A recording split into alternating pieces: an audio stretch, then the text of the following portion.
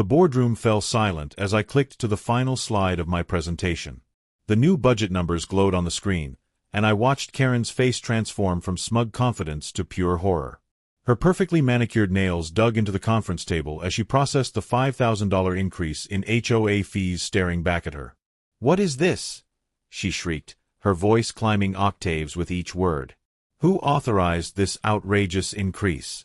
This is completely unacceptable." I adjusted my tie, savoring the moment I'd been planning for weeks. "You did, Karen," I said with a calm smile. "The moment you find me $1,000 for swimming in my own lake." Let me back up and explain how we got here. My name is David, and I've lived in Willow Creek Estates for 15 years. When I bought my property, the main selling point wasn't the 4-bedroom colonial or the 3-car garage. It was the pristine 20-acre lake that came with the deed. Crystal Lake, as the original owners named it, sits partially on my property and partially borders the HOA community. For over a decade, this arrangement worked perfectly.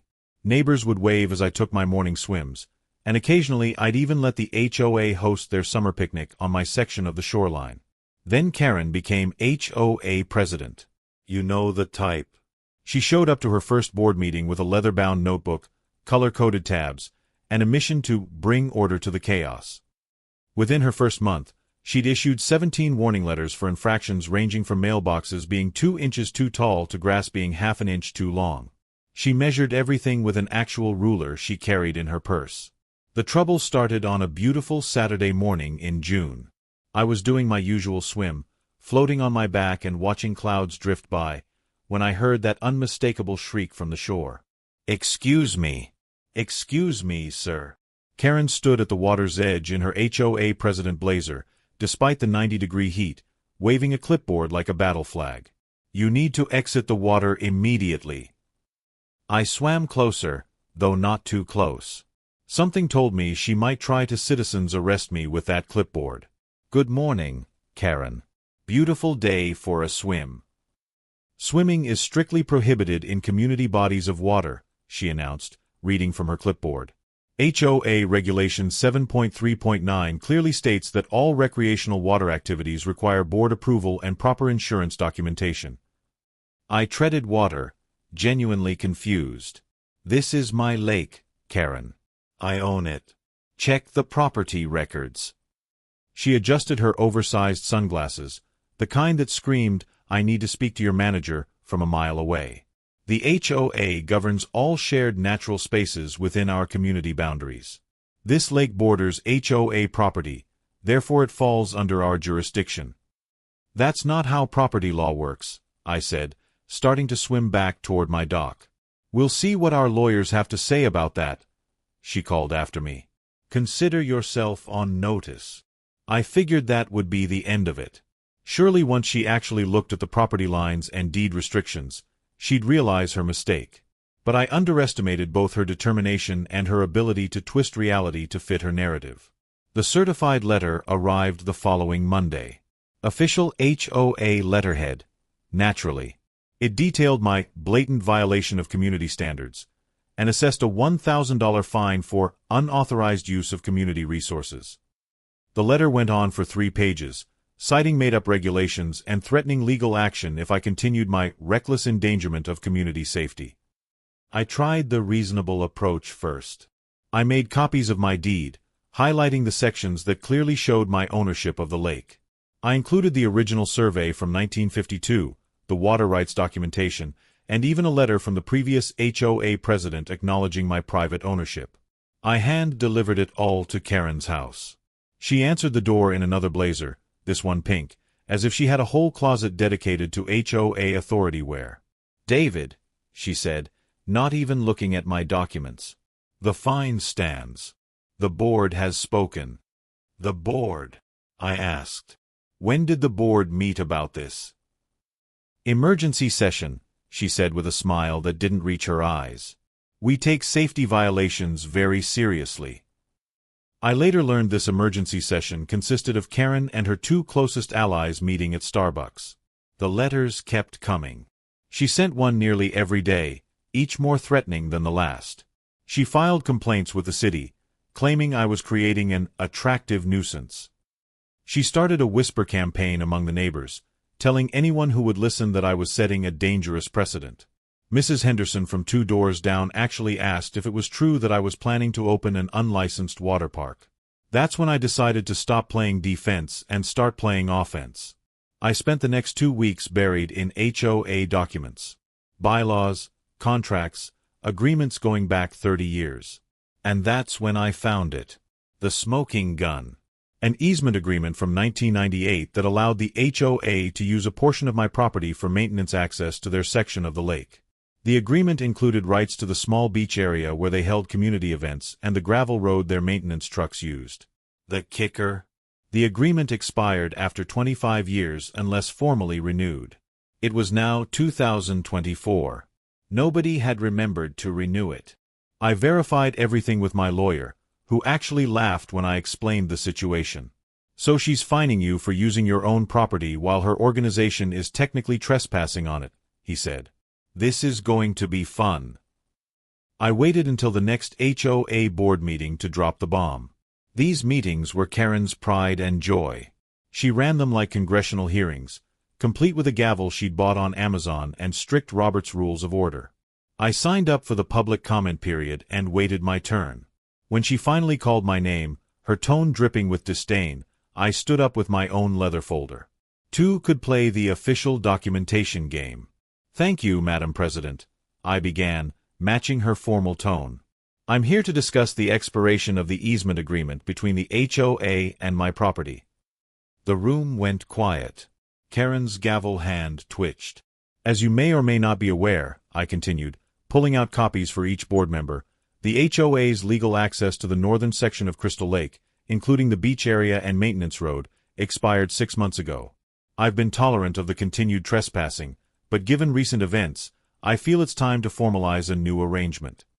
Karen's face had gone from red to white to a shade of purple I didn't know was possible for human skin.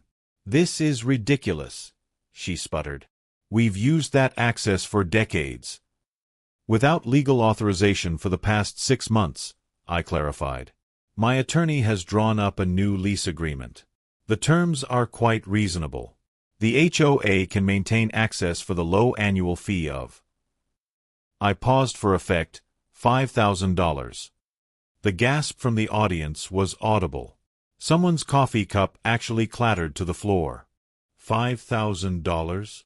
Karen shrieked, forgetting all about her precious Robert's Rules. That's extortion. That's market rate for lakefront access, I replied calmly. I had 3 commercial real estate agents provide comps. If anything, I'm giving you a discount. Of course, you're welcome to decline and lose access entirely.